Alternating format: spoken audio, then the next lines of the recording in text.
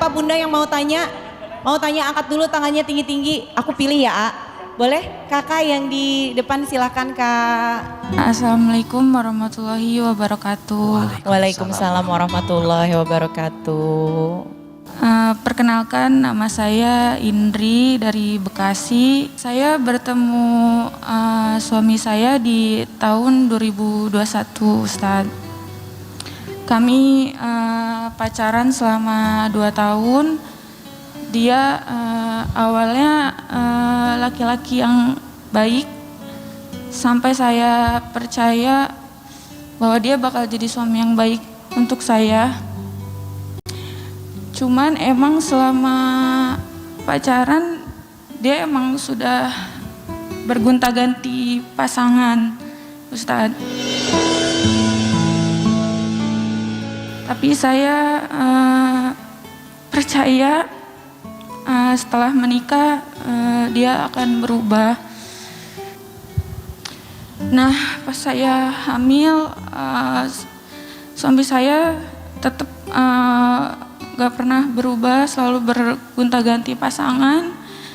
Bahkan berkali-kali, berbelas-belas kali saya menemukan isi chatannya, saya menemukan telepon-telepon dari perempuan-perempuan, dan saya juga ada bukti rekaman suara suami saya mengakui hal tersebut. Bahkan pas saya hamil pun itu dalam sebulan saya menemui sekitar 3 atau 4 kali sebulan dengan perempuan-perempuan yang berbeda. Saya hancur banget, Ustadz, saya benar-benar hancur banget. Sampai saya harus bolak-balik ke rumah sakit karena kandungan saya terganggu. Karena saya stres, saya harus 3 atau 4 kali bolak-balik karena pendarahan. Dan anak saya juga mengalami kayak kelemahan gitu, jadi lemah hamilnya. Setelah itu, setelah saya melahirkan, suami saya masih tetap seperti itu, Ustadz. Sampai saya pernah sangat hancur, depresi, sampai saya pernah ingin melukai diri saya sendiri.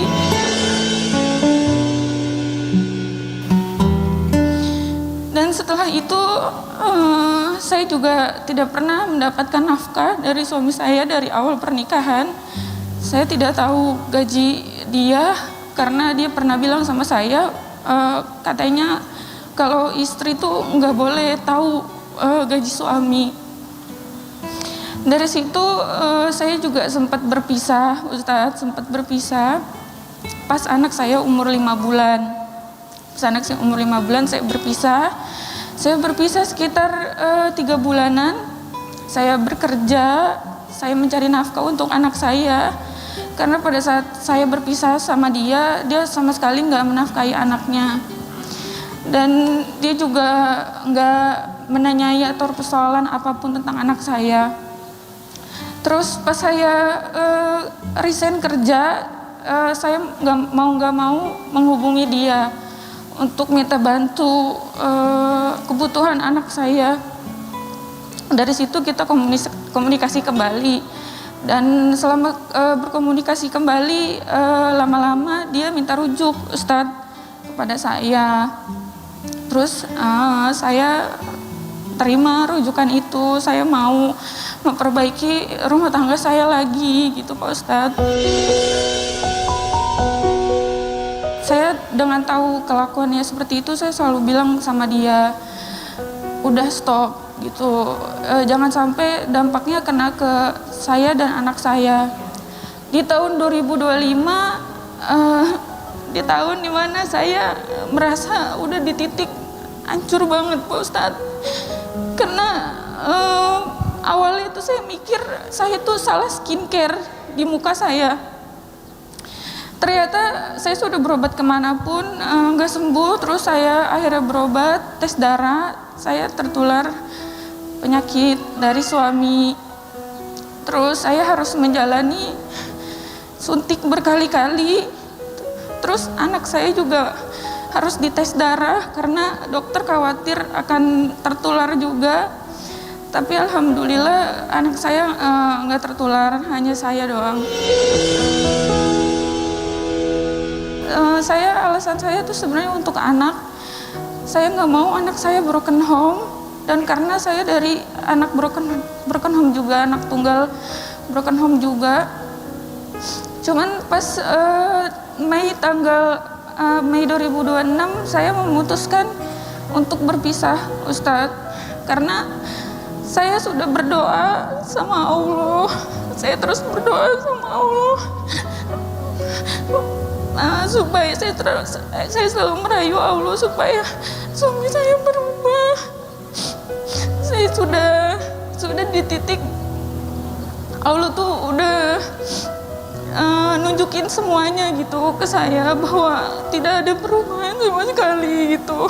Bahkan sampai di titik saya sakit pun, dan setelah itu pun suami saya tetap melakukan itu. Apakah saya salah bertahan demi anak? Karena saya takut anak saya broken home. Apakah saya salah memilih jalan untuk bercerai, Ustadz? Itu aja. Terima kasih, Ustadz. Bunda, ada dua hal yang ingin Ahilman sampaikan. Satu, rumah tangga itu dibangun untuk mendapatkan keberkahan dan kebahagiaan. Berarti jika di rumah tangga sudah tidak menemukan keberkahan dan kebahagiaan, maka disitulah bisa menjadi alasan kita untuk menyelesaikan rumah tangga tersebut. Apa yang dimaksud dengan berkah dan apa yang dimaksud dengan bahagia? Berkah itu maknanya ziyadatul khair, bertambahnya kebaikan. Ada dua, satu bertambah taat kepada Allah, dua bertambah dekat dengan manusia, maksudnya dengan pasangan makin baik.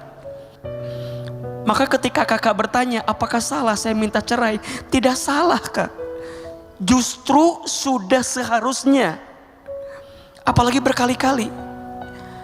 Hati-hati ya, zina itu dosa yang sangat besar.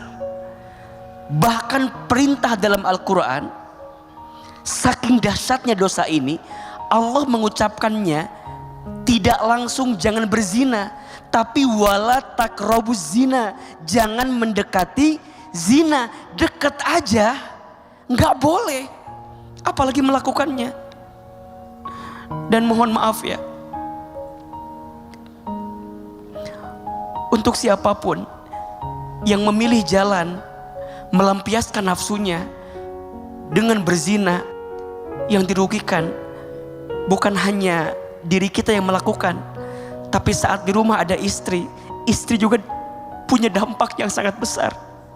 Apalagi khawatirnya ada penyakit, yang penyakit itu bisa menular, apalagi kalau sudah punya anak. Berarti kita menghancurkan semuanya. Makanya kenapa zina itu diharamkan? Karena menghancurkan semuanya. Pelakunya hancur, keluarganya hancur, buah dari itu juga hancur. Dan itulah pada akhirnya yang menjauhkan kita dari keberkahan Allah Subhanahu wa ta'ala. Kalau berkahnya udah hilang, maka bahagia pun gak akan pernah ada. Kalau udah jauh dari Allah, udah siap-siap, bahagia pasti gak akan pernah datang dalam kehidupan kita. Karena bahagia hanya bisa didapatkan saat kita mendekat kepada siapa? Kepada Allah. Dan jika di rumah tangga ada perbuatan-perbuatan yang dibenci oleh Allah, apakah mungkin Allah bahagiakan kita? Gak mungkin. Dampaknya mohon maaf lahir batin, anak-anak tumbuh dalam keadaan yang tidak baik. Kakak juga sebagai istri tidak bisa menemukan kebahagiaan di dalamnya. Dan yang kedua, jangan pernah bertahan pada luka yang tak bisa disembuhkan. Jangan pernah memilih untuk menyakiti diri sendiri. Allah tuh gak suka kita menghancurkan diri kita sendiri.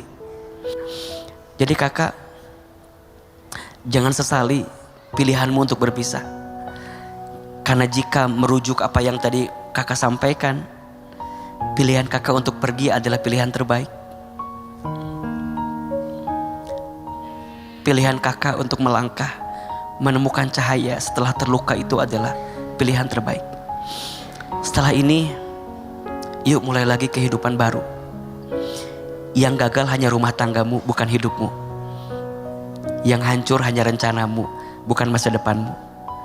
Dan saya percaya setelah engkau melepas pergi orang yang sering menyakiti, boleh jadi ada kebaikan yang sedang Allah siapkan untukmu. Dari hati yang sedang Allah siapkan juga untukmu. Sayang sama anak-anak. Dan terus dekat sama Allah. Ikhlas, lepas, dan semoga engkau bisa menemukan hikmah. Jangan lupa zikirnya, jangan lupa doanya. Karena itu yang bisa menguatkanmu untuk melewati semuanya. Amin ya Rabbal Alamin.